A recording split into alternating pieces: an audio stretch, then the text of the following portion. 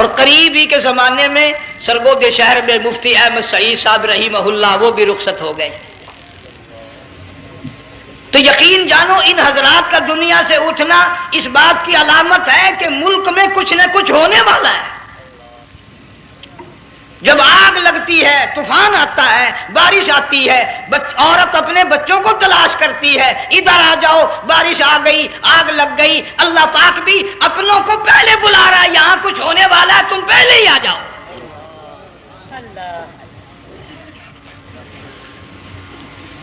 اور اس طرح بھی اشارہ فرمایا وَكَمْ أَهْلَكْنَا قَبْلَهُمْ مِنَ الْقُرُونِ۔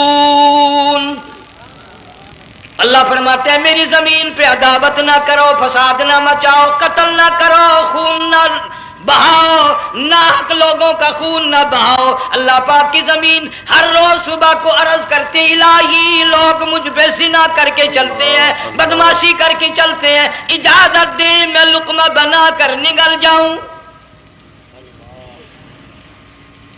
مجھے اپنے اوپر ان کا چلنا پسند نہیں، مجھے اچھا نہیں لگتا۔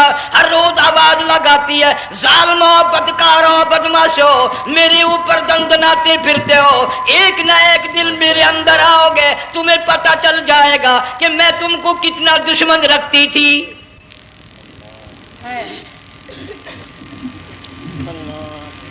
آج لوگ آزاد ہو گئے، جو کسی کی سمجھ میں آتا ہے وہی بکتا ہے، جو سمجھ میں آتا ہے وہی کرتا ہے، نہ کوئی راہ متعین رہی، نہ کوئی مسلک رہا، نہ کوئی بات رہی۔ جناب مدنی کریم صلی اللہ تعالی علیہ وسلم کا بڑا عظیم تر صحابی ہے، بہت بڑا جرنیل ہے، سیدنا معاذ بن جبل رضی اللہ تعالی عنہ مدینے پاک میں بیمار ہے، آخری وقت ہے، دعا کرو اللہ ہم سب کو مدینے کی موت عطا فرمائے۔ بہت جلیل القدر صحابی ہے۔ علماء کرام نے لکھا ہے کہ جب موت کا وقت بالکل قریب آیا، معاذ بن جبل رضی اللہ تعالی عنہ نے رونا شروع کر دیا، رونے لگ گئے۔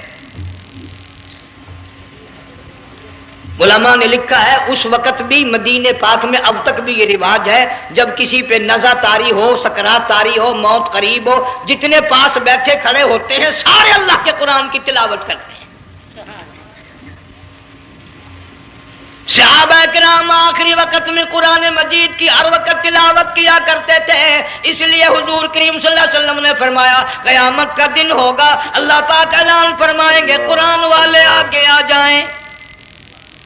عرض کیا جائے گا قرآن والوں سے کون مراد ہے؟ حق تعالیٰ جل شانہ فرمائیں گے میں قرآن والا اس کو کہتا ہوں جو میرے قرآن سے عشق رکھتا تھا، پیار کرتا تھا، محبت کرتا تھا، اتنا پیار تھا آخری وقت تھا، ادھر موت کا جھٹکا لگا، ادھر میرا بندہ قرآن پڑھ رہا تھا، آج بھی اپنی قبر سے اٹھا میرا قرآن پڑھتا ہوا اٹھا، تم میدان حشر کا چکر لگاؤ، آج بھی ان کے منہ سے کستوری کی خوشبو آ رہی ہے۔ معاذ بن جبل رضی اللہ تعالیٰ عنہ قرآن مجید کی تلاوت فرماتے فرماتے رونے لگ گئے۔ کسی صحابی نے کہہ دیا موت سے ڈر کے رو رہے ہو، موت سے ڈر گئے؟ فرمایا نہیں۔ پھر کیوں روئے؟ صحابی کہتا ہے میرے دل کی تمنا میرے دل میں رہی، میری آرزو پوری نہ ہو سکی، میری حسرت پوری نہ ہوئی، میرا ذوق پورا نہ ہوا، میرا شوق پورا نہ ہوا، میری تمنا تھی گرمی کا موسم ہو، رمضان کا مہینہ ہو، میں روزہ دار ہوں، جہاد فی سبیل اللہ ہو، کفر اسلام کا مقابلہ ہو، میں کئی کافروں کو قتل کر دیتا، پھر کافر بھی اکٹھے ہو کر مجھ پہ ٹوٹ پڑتے، میرا ناک کاٹ لیتے، میری زبان کاٹ لیتے، میں اللہ کی حضور میں جاتا، اللہ مجھ سے پوچھتا معاذ دنیا سے کیا لایا؟ میں عرض کرتا الہی بولوں کیسے، زبان بھی تیری نام پہ کٹا کے آیا ہوں،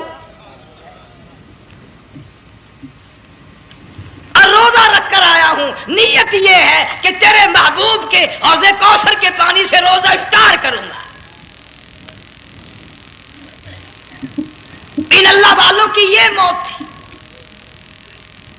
مالک بن دینار رحمت اللہ علیہ ایک عجیب نوجوان کا واقعہ تحریر فرماتے ہیں، گرمی تھی، دوپہر تھی، سورج اپنی شباب پہ تھا، بڑی سخت گرمی تھی، میں نے ایک نوجوان کو دیکھا، وہ پیروں سے معذور ہے، دونوں پیر نہیں ہے، ہاتھوں کے بل زمین پہ گھسٹ گھسٹ کے چل رہا ہے، اور گلے میں کرتا بھی نہیں، سامان کوئی نہیں، سواری کوئی نہیں، کھانے پینے کا انتظام کوئی نہیں۔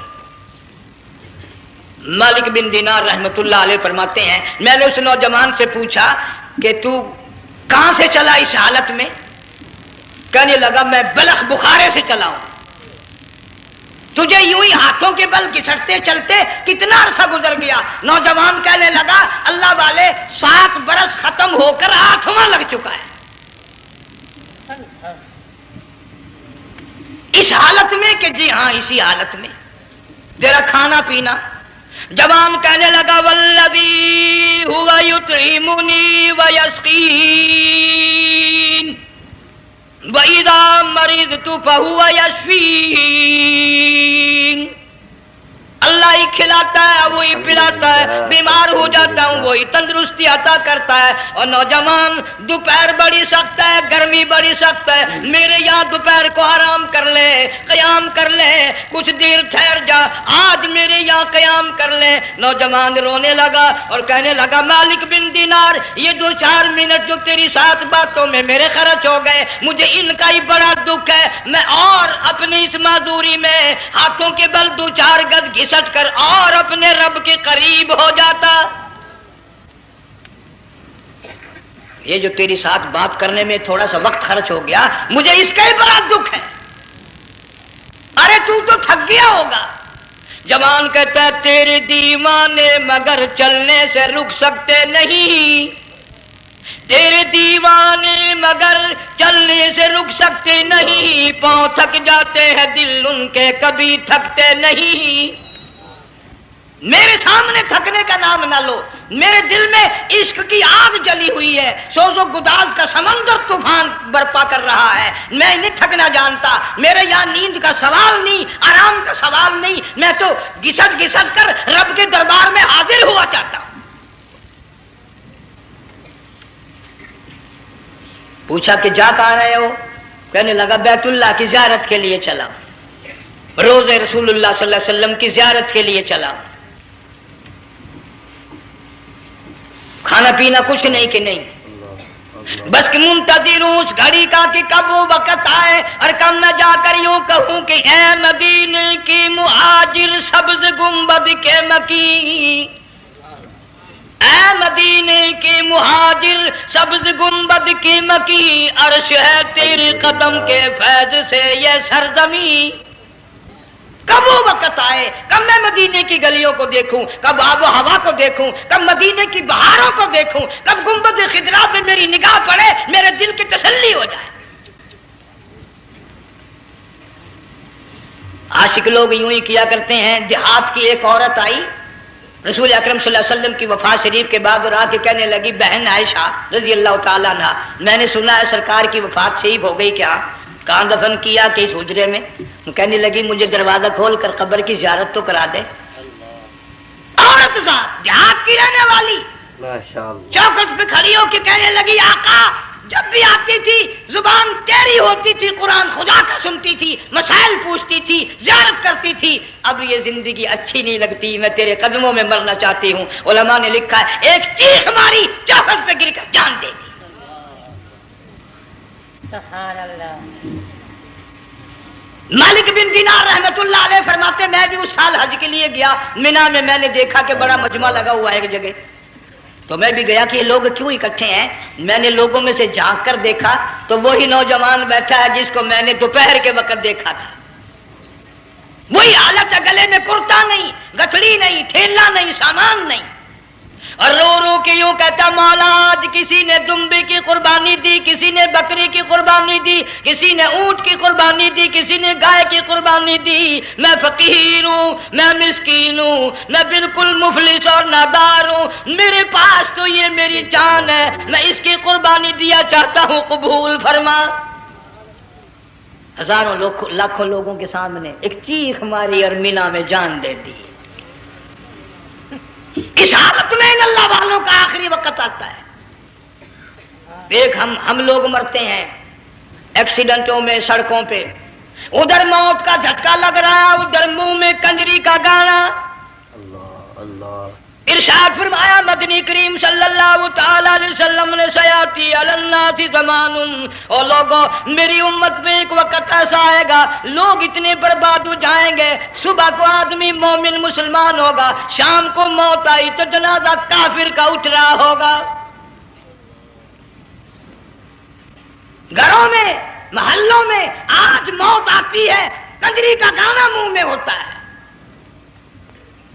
ادھر دم نکل رہا ہے، ادھر کنجری کا گانا کانوں میں آواز آ رہی ہے، میت کو غسل دیا جا رہا ہے، کنجری کی آواز آ رہی ہے، جنازہ اٹھا کر لے جا رہے ہیں، کنجری کی آواز آ رہی ہے، قبر میں میت اتاری جا رہی ہے، کنجری کی آواز آ رہی ہے، قبر پہ مٹی ڈالی جا رہی ہے، کنجری کی آواز آ رہی ہے۔ اس ماحول میں، اس معاشرے میں ہم کس طرح ایمان اور یقین اور ایمان ساتھ لے کر مریں گے؟ ہزاروں نہیں لاکھوں کو مرتے وقت کلمہ نصیب نہیں۔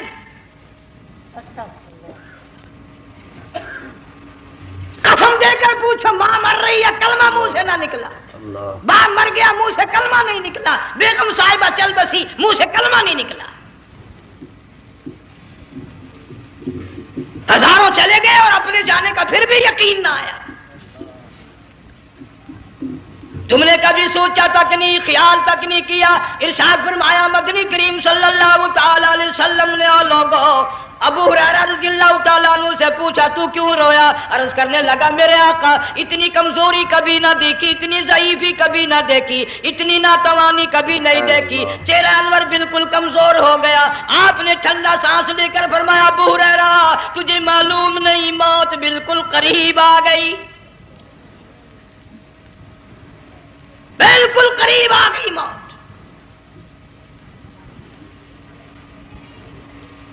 تیری ایک انگلی پکڑ کر اگر کوئی مروڑ دے کتنا دکھ ہوگا، درد ہوگا، ہائے ہائے ہائے۔ جنگ والوں کبھی تم نے سوچا نہیں 360 رگیں ٹوٹیں گی کیا حال بنے گا، اعضاء چھوٹیں گے، سر کے بالوں سے لے کر پیروں کے ناخنوں تک ہر جوڑ کو توڑ کے رکھ دیا جائے گا، وزیروں سفیروں امیروں حسینوں جمیلوں تمام کے جوڑوں کو اکھاڑ کے رکھ دیا جاتا ہے۔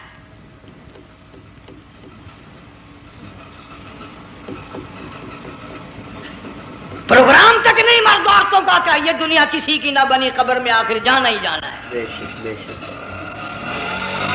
علماء کرام نے لکھا ہے کہ حضرت عیسیٰ علیہ الصلوۃ والسلام کے پاس لوگ آئے اور کہنے لگے نئی نئی قبروں سے مردے زندہ کر کے دکھاتے ہو، آؤ ہم ایک پرانی قبر پہ لے کے چلتے ہیں، مردہ زندہ کر کے دکھاؤ۔ عیسیٰ علیہ السلام تشریف لے گئے، فرمایا قم باذن اللہ، ایک نوجوان زندہ ہو کر قبر سے نکل کر سامنے آ کر کھڑا ہو گیا۔ سبحان اللہ۔ عیسیٰ علیہ السلام نے پوچھا تو کون ہے؟ وہ کہنے لگا میرا نام سام ہے، میں حضرت نوح علیہ السلام کا بیٹا ہوں۔ تو پیغمبر کا دماغ تو پیغمبر کا ہوتا ہے نا۔ فرمایا تجھے تو بڑا عرصہ قبر میں گزر گیا، کتنے 1000 سال قبر میں گزر گئے؟ کہ جی ہاں۔ عیسیٰ علیہ السلام نے فرمایا یار ملاقات تو اللہ نے کرائی دی، قبر کا کچھ حال تو بتا کیا بنتی ہے، قبر کا کچھ ماحول بتا، قبر کی خبر بتا۔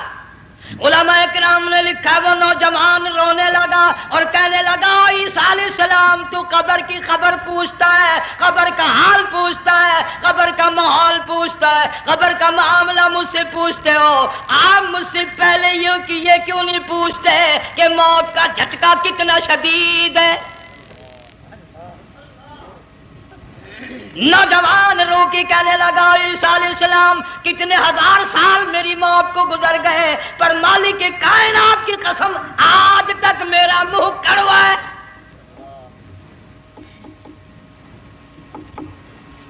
اس لیے جنگ والوں لمبی چوڑی بات کہنے کا وقت نہیں، حالات نہیں، میں تو تمہیں اتنا سا پیغام دینے آیا، کھانے پینے کا زمانہ ہے، میں جانتا ہوں تم کیلے کھاتے ہو، تمہیں کیلے کا ذائقہ معلوم ہے، امرود کا ذائقہ تم کو معلوم ہے، انار کا ذائقہ تمہیں معلوم ہے، انگور کا ذائقہ معلوم ہے، انناس کا ذائقہ معلوم ہے، آم کا ذائقہ معلوم ہے، ہزاروں پھلوں کے ذائقے تمہیں معلوم ہے، ہزاروں مٹھائیوں کے ذائقے تمہیں معلوم ہے، ہزاروں بیکری کی چیزوں کے ذائقے تمہیں معلوم ہے، ہزاروں ہزاروں شربتوں کے ذائقے معلوم ہے، پر تم نے جنگ والوں کبھی بھی قبرستان میں جا کر قبر والوں سے یہ نہیں پوچھا او قبر والوں ذرا بتاؤ تو صحیح موت کا ذائقہ کیسا ہے؟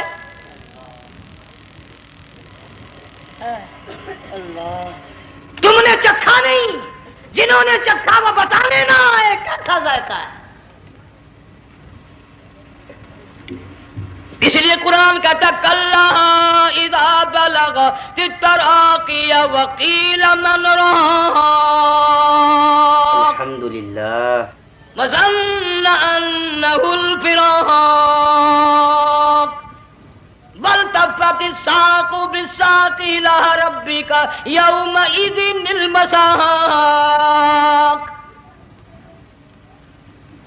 بادشاہ ہو، امیر ہو، وزیر ہو، فقیر ہو، غریب ہو، رگیں ٹوٹیں گی، موت آئے گی، اور جس کی آئی تمہیں معلوم نہیں کس طرح آئی، کس حال میں آئی۔ جن کے دلوں میں ان باتوں کا خیال آیا، خدا کی قسم صحابہ کرام میں سے اتنے رویا کرتے تھے آنکھیں ختم ہو گئی۔ جناب فاروق اعظم رضی اللہ تعالیٰ عنہ کو کسی نے دیکھا رو رہے ہیں، بے تحاشا رو رہے ہیں، پوچھ لیا بڑا بہادر پہلوان فاروق تجھے کیا ہوا، اتنا کیوں رویا؟ فرمانے لگے تمہیں معلوم نہیں قبر کا اندھیرا یاد آ گیا۔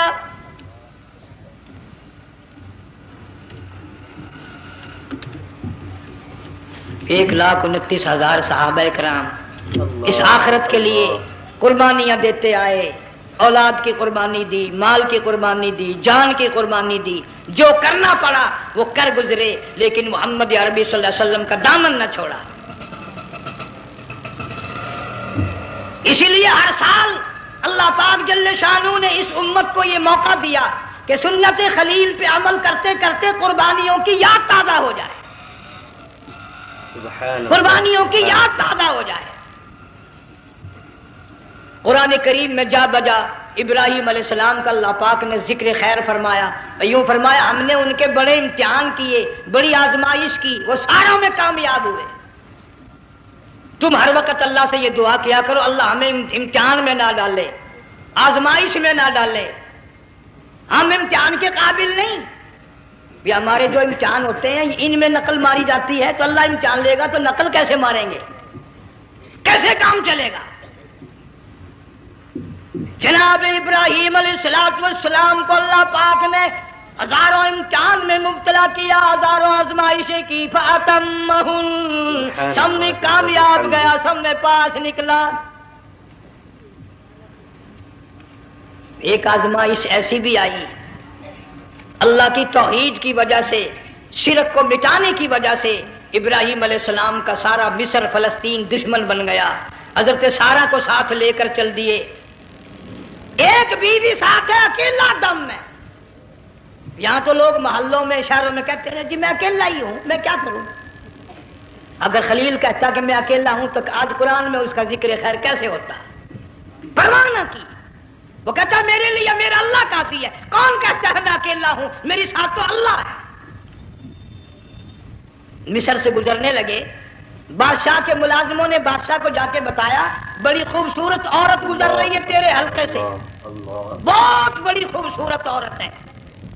کہ ملازم پکڑ کے لے کے چلے تو عورت ذات حضرت سارہ رونے لگ گئی، خلیل میرا کیا بنے گا؟ پیغمبر کو اللہ کی ذات پر بڑا یقین ہوتا ہے، فرمایا پرواہ نہ کر، میری آبرو میرے مولا کی آبرو ہے، چاہے جہاں چلی جا میری عزت کی حفاظت میرا اللہ کرے گا۔ فرمایا فاللہ خیر حافظا وہو ارحم الراحمین،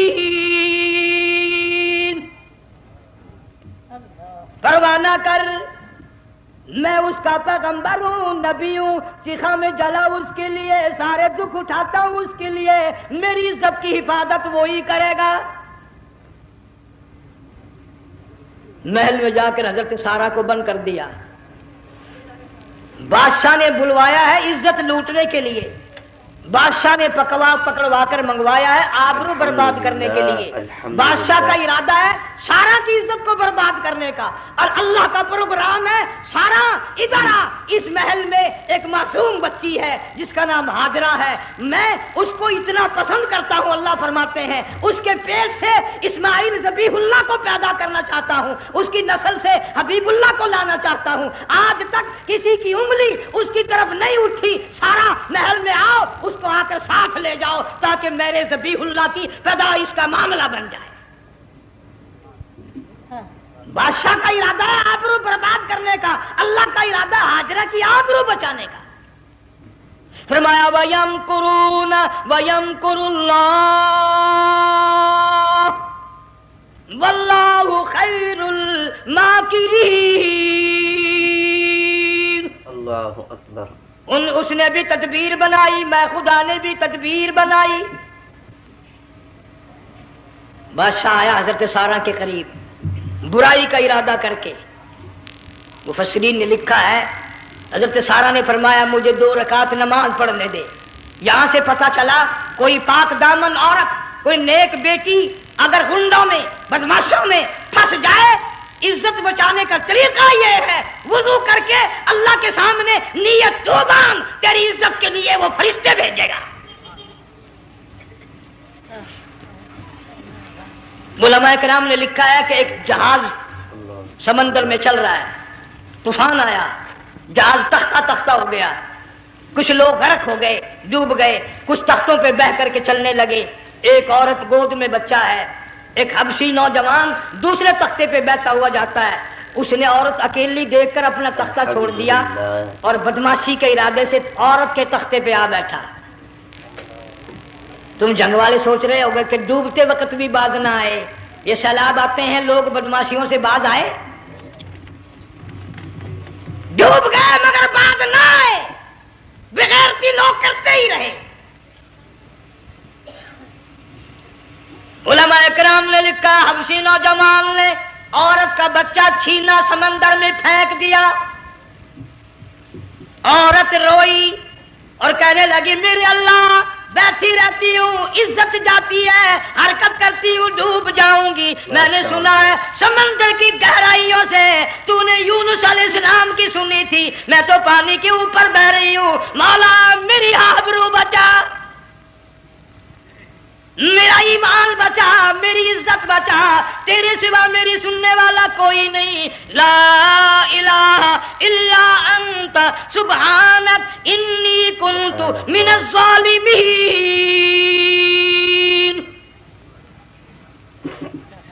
علماء نے لکھا ہے کہ ایک گردن سی نمودار ہوئی پانی میں سے اور حبشی نوجوان کو ایک ہی لقمہ بنا کر لے گئی۔ وہ تو ہر جگہ سنتا ہے، پکارنے والا بے بس بے کس ہو کر جب اس کو پکارتا ہے وہ ہر جگہ انداز پہنچاتا ہے، وہ ہے جو موجود ہر جگہ۔ عورت بہتی بہتی کنارے جا لگی، ایک جہاز قریب آیا، دوپٹے کا اشارہ کر کے اس کو بلایا۔ جہاز میں جب سوار ہوئی تو دیکھتی کیا ہے، ایک نوجوان کی گود میں اس کا وہ بچہ جو سمندر میں پھینک دیا تھا بیٹھا ہوا کھیل رہا ہے۔ ٹوٹ پڑی میرا بچہ ہے۔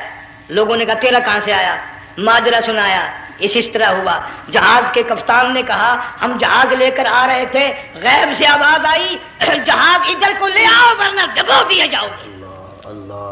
ہم جب جہاز وہاں لے کر پہنچے تو دیکھتے کیا ہے کہ ایک جانور کی پیٹھ پہ یہ بچہ بیٹھا ہوا کھیل رہا تھا۔ عزت بھی بچی، ایمان بھی بچا، بچہ بھی بچا، اور کوئی بچانے کے لیے تدبیر کرے جبھی نا۔ حضرت سارہ نے نماز پڑھ کر بددعا کر دی، بادشاہ کے سارے بدن میں درد ہونے لگا۔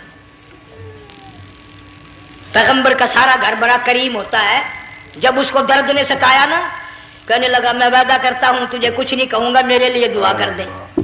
اب اگر کوئی جنگ کا ہوتا یا میں ہوتا کہتا دفع ہو تیرے واسطے دعا کا دی، لیکن حضرت سارہ نے پھر جولی پھیلا دی، مولا وعدہ کرتا ہے بدماشی سے توبہ کرتا ہے، اس کو تندرستی عطا فرما دے۔ اللہ نے تندرستی عطا کر دی۔ وہ پھر کہنے لگا لو ایسی حسین عورت کب ہاتھ آئے گی، پھر برائی کے لیے تیار ہوگی۔ یہاں سے پتہ چلا کہ یہ جو گنڈے بدماش ہوتے ہیں ان کی قسم کا بھی کوئی یقین نہیں۔ اگلے دن ایک آدمی نے قسم کھائی تو اس کے خلاف کرنے لگا۔ لوگ کہنے لگے کہ تو نے قسم کھائی تھی، قرآن اٹھایا تھا، آخر کیا تھی گیا بل ڈٹھی ہوئی مسیح سی، پاٹیا ہوا قرآن سی، آخر ڈٹھی ہوئی مسیح سی تو پاٹیا قرآن سی، قرآن کہڑا پورا سی جڑا میں چاہیا۔ مگر اسے یہ معلوم نہیں کہ تو نے تو پڑھا قرآن اٹھایا ڈھکی ہوئی مسیت میں اٹھایا، خدا کا جب غضب آئے گا تو وہ ادھورا نہیں آئے گا، وہ ادھورا نہیں آیا کرتا۔ 3 مرتبہ اس بادشاہ نے حضرت سارہ کے ساتھ ایسا کرنے کا ارادہ کیا، پھر دعا ہوئی، پھر بد دعا ہوئی، پھر دعا ہوئی، پھر بد دعا ہوئی۔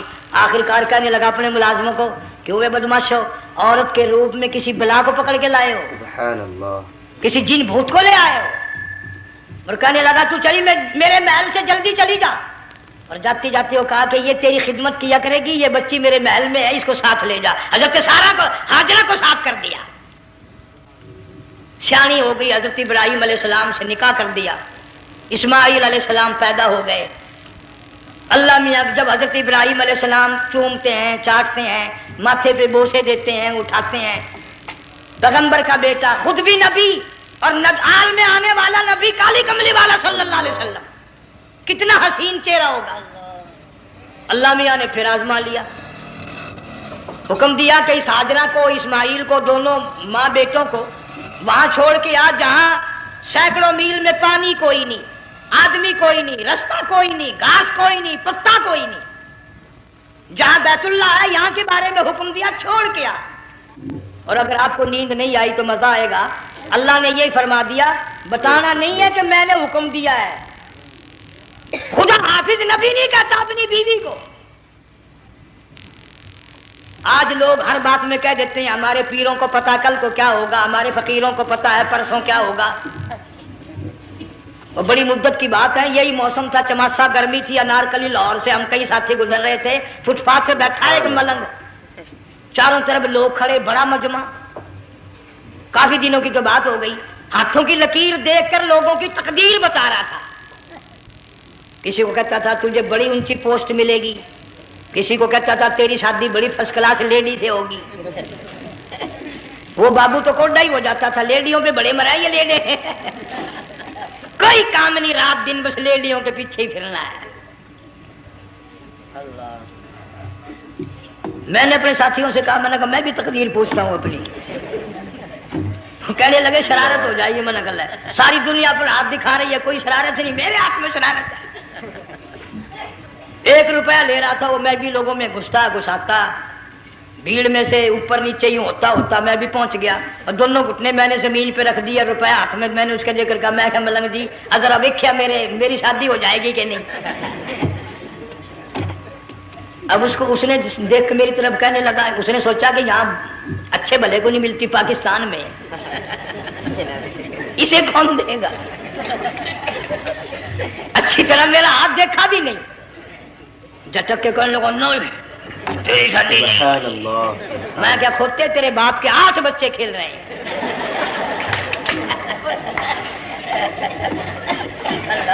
یوں ہی عقیدے بگڑ جاتے ہیں لوگ۔ ہمارے پیر کو پتا، فقیر کو پتا، کسی کو پتا نہیں ہے، کوئی نہیں جانتا۔ فرمایا وما تدری نفس ماذا تکسب غدا، کوئی نہیں جانتا کل کیا ہو جائے گا۔ وما تدری نفس بأي أرض تموت، کوئی نہیں جانتا زمین کے کس ٹکڑے پہ موت آئے گی۔ ان اللہ علیم خبیر، ایک اللہ کی ذات جانتی ہے۔ حضرت ہاجرہ اسماعیل علیہ السلام کو چھوڑ کر چل دیے، نہ خدا حافظ کہا، نہ کوئی تسلی دی، تھوڑی سی کھجوریں، تھوڑا سا پانی، ختم ہو گیا۔ ابراہیم علیہ السلام جب دور نکل گئے تو حضرت ہاجرہ نے دیکھا یہ تو چلے گئے، کھڑی ہو کر آواز دی، اے میرے ابراہیم۔ مڑ کر نہیں دیکھتے۔ جنگ والوں، اللہ کا پیغمبر اللہ کی اجازت کے بغیر اپنی بیوی کی طرف نہیں دیکھتا، گھر والی کی طرف نظر اٹھا کر نہیں دیکھتا۔ ایک تم ہو، چٹی داڑھی، بڑھیپا، کالے برقعے والی نظر آ جائے نا، آگے بھاگ کر بڑے نہیں آتے ہیں۔ کہاں جانا چاہتی ہیں آپ؟ سبحان اللہ، تیری ماں لگتی ہے آپ چلی جائے، تو یہ کیا ہوا؟ یہ کالے برقعے پہ مرتے مرتے مرتے مرتے مری گئے۔ ایسا عجیب تماشا، وہ لاہور پلیٹ فارم پر پھر رہی تھی نا ایک لیڈی برقع اوڑے، آ گیا ایک لیڈا کہنے لگا سیون اپ لاؤ، نے کہا لے آئے، نے کہا واہ کام بن گیا، وہ سیون اپ لے آیا۔ تھوڑی دیر کے بعد کہنے لگا میرے خیال میں کوئی پھینٹا بھی ہو جائے، نے کہا لے آئے، نے کہا سبحان اللہ پکا کام ہو گیا۔ وہ سیون اپ بھی پی لی، پھینٹا بھی ڈکار گئی۔ تھوڑی سی دیر کے بعد کہنے لگا سیب لے آؤں، وہ لے ہی آیا سیب، کہ آپ کے لیے میں سیب لایا ہوں آپ کھائیں۔ کہنے لگی نہیں آپ کھائیں۔ اس نے سوچا ہو میری بھی محبت ہو گئی ہے، سیب کھانے کے لیے مجھے بھی کہہ رہی ہے۔ جب اس نے اصرار کیا نا کہ میں تو تیرے لیے لایا ہوں کھا تو صحیح، تو کہنے لگی کیسے کھاؤں میرے منہ میں دانت ہی نہیں ہے۔ اب پتا چلا اسے کہ صبح سے میں تو پرانے پپی کے پیچھے پھر رہا تھا۔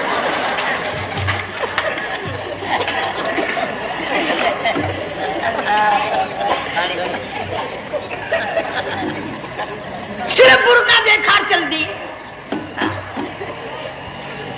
یہاں پیغمبر اپنی گھر والی کی طرف نہیں دیکھتا۔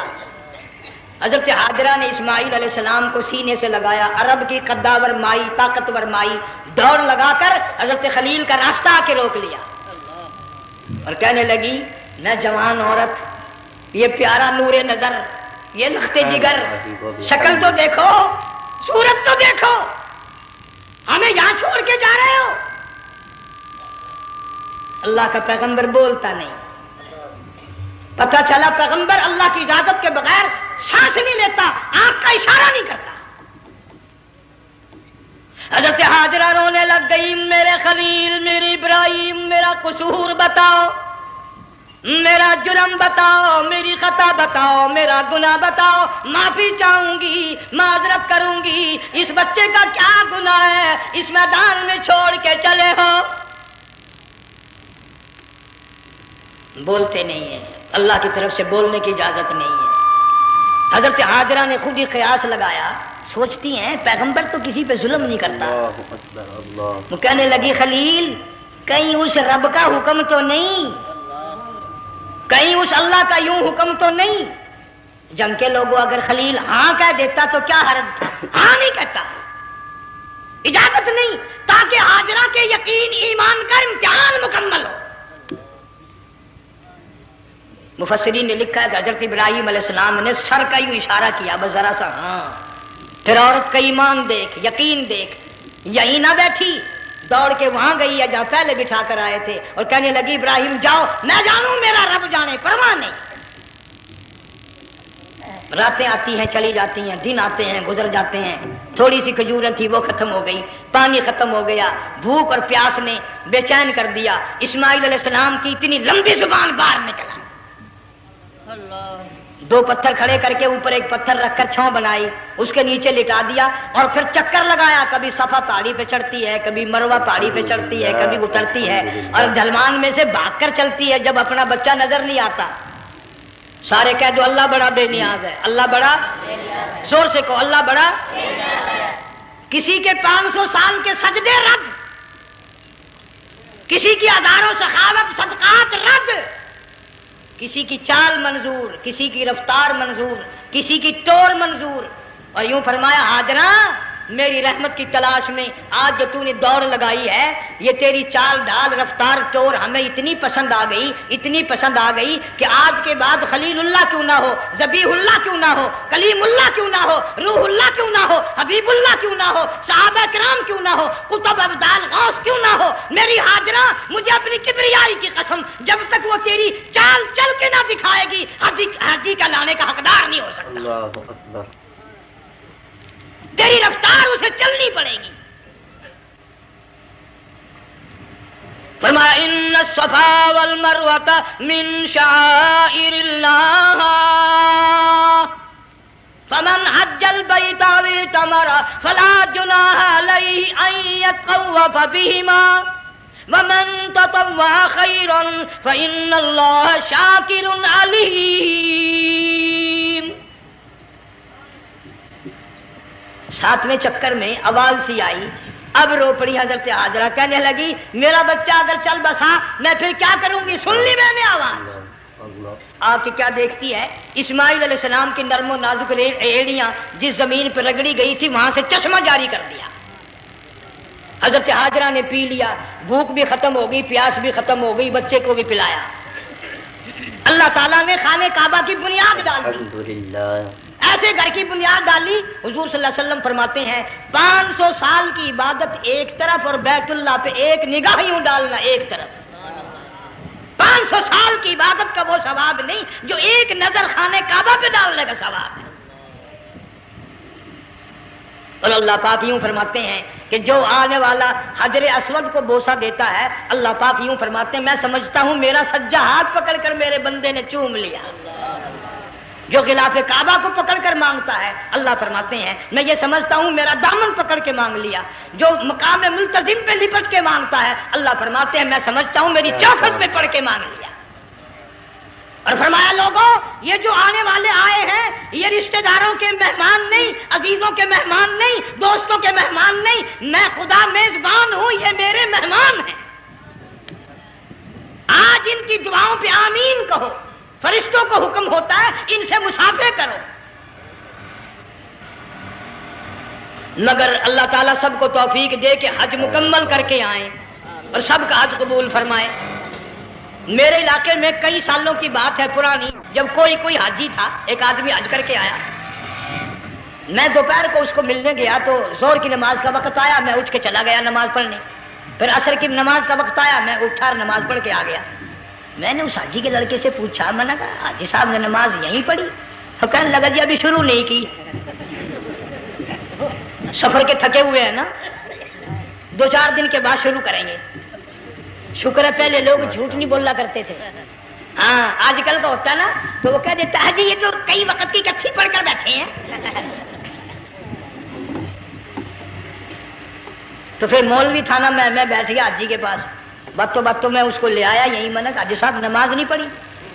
کہنے لگا آپ ہی لوگوں سے سنا ہے کہ بیت اللہ میں جو ایک نماز پڑھے 1,00,000 کا ثواب ملتا ہے، مسجد نبی میں جو ایک نماز پڑھے 50,000 کا ثواب ملتا ہے. 4 مہینے پڑھ کے آیا، وہ حساب لگا لو.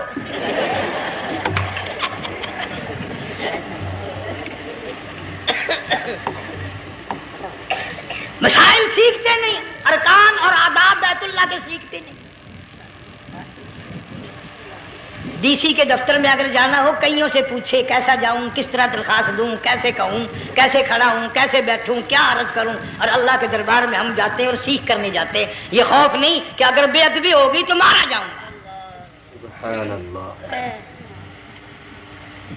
اللہ تبارک و تعالیٰ جل شانہ نے اسماعیل علیہ السلام کی نرم و نازک ایڑیوں سے بنیاد ڈال کر خانہ کعبہ کی اللہ نے ہمیں یہ کعبہ دیا. گناہوں کی معافی مانگنے کے لیے وہاں جاؤ، اللہ تبارک و تعالیٰ کے دربار میں حاضر ہو کر مانگنے کے لیے یہاں جاؤ. ارشاد فرمایا مدنی کریم صلی اللہ تعالی علیہ وسلم نے جو آدمی صحیح ارکان حج کے ادا کر کے واپس جاتا ہے اس طرح واپس آتا ہے گویا آدمی ماں کے پیٹ سے پیدا ہوا. پہلے لوگ یوں ہی حج کیا کرتے تھے، یوں ہی قربانیاں کرتے تھے. اب تو ہر چیز کی لوگ آسانی تلاش کرتے ہیں. پچھلے بقرعید کے موقع پر ہمارے مسجد میں ایک آدمی مجھے کہنے لگا اگر کوئی غریب آدمی مرغی کی قربانی دے دے تو لگ جائے گی؟ میں نے کہا تو مکھی مار دے انشاءاللہ وہی لگ جائے گی. سارے کام ٹیڑھی ہو گئے، نیچے نیچے نیچے نیچے کو چلے آ رہے. آج کل وہ ٹیڑھی بکرے بکری آئے ہوئے ہیں نا، کہیں تو قربانی کے لیے یا کندھے کو اٹھا کر لاوے. اب بتاؤ یہ گوشت بانٹے گا یا کھاوے گا یا فریج میں رکھے گا، کیا کرے گا؟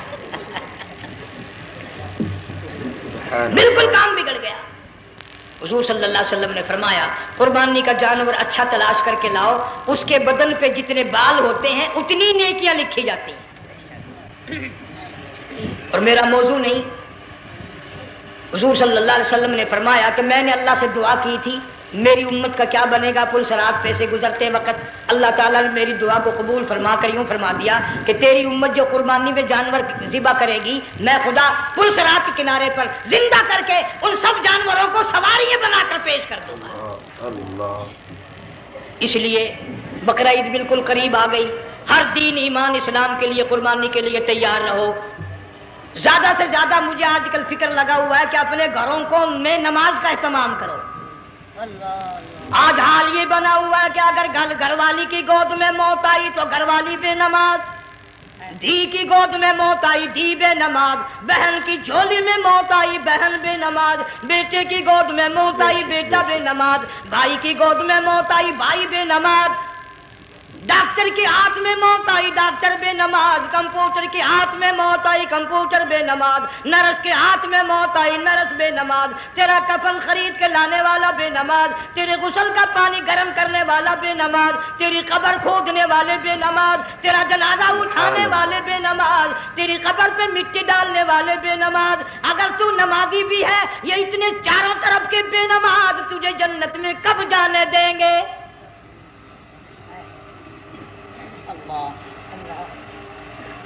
اس بچی کا فکر کیوں نہیں کرتا؟ کلاس میں فیل ہو جائے تجھے دکھ لگتا ہے میری بچی فیل ہو گئی، ساری عمر نماز نہ پڑھے تجھے کبھی درد نہیں ہوا کہ جہنم کے انگاروں میں جلے گی۔ بیوی ایک دن تیرا کہنا نہ مانے آگ لگ جاتی ہے، ساری عمر نماز نہ پڑھے بے ایمان تجھے کبھی آگ نہیں لگی۔